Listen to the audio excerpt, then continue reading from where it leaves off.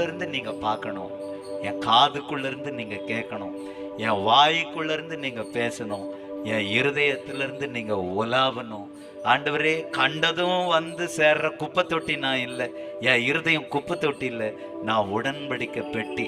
எல்லாத்தையும் உள்ள அனுப்புறதுக்குன்னா நான் குப்பை தொட்டியா?